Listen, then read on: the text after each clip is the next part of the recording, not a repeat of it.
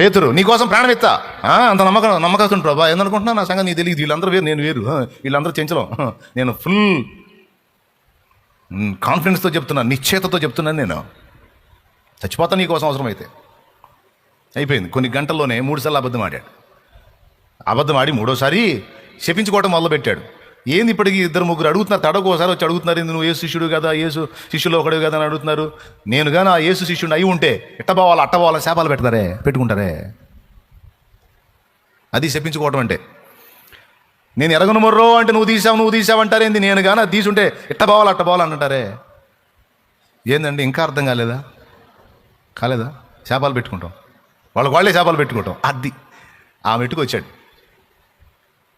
కొన్ని గంటల్లోనే, జస్ట్ కొన్ని గంటలకు ముందు ఏమన్నాడు, ప్రాణవిత్త. కొన్ని గంటల్లోనే ఆయన నమ్మకత్వం బుస్ అయిపోయింది. అయిపోయిన తర్వాత 3 సార్లు అబద్ధం ఆడి ఇక శాపాలు పెట్టుకుంటా ఉంటే యేసుప్రభుని అక్కడ కొడతా ఉన్నారు సమీపంలో.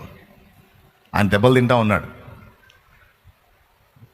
ఆ దెబ్బలు తింటా ఈ పేతురు వాళ్ళతో వాదిస్తా శాపాలు పెట్టుకుని ఇటు చూశాడు. అక్కడ ఆయన పేతురు వైపు చూశాడు. అప్పటికి 3 సార్లు అబద్ధం ఆడటం పూర్తయింది. అప్పుడు చూశాడు ఆయన వెనకెళ్ళి. పేతురు ఎప్పుడైతే ప్రభుకి వెళ్ళి చూశాడో, ఆయన దెబ్బలు తింటా చూస్తూనే ఉన్నాడు వెనకెళ్ళి. గుండె పగిలిపోయా.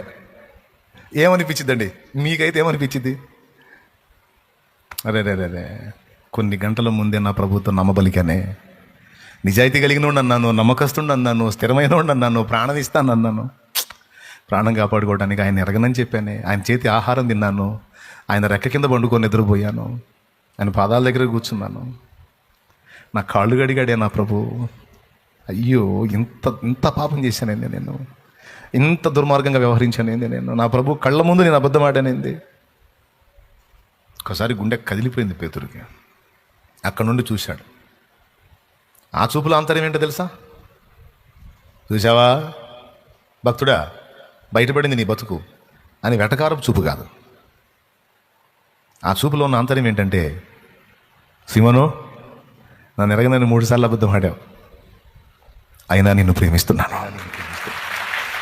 నాకు వ్యతిరేకంగా ముమ్మారు మాట్లాడావు, ముమ్మారు ప్రవర్తించావు, అయినా నిన్ను ప్రేమిస్తున్నాను.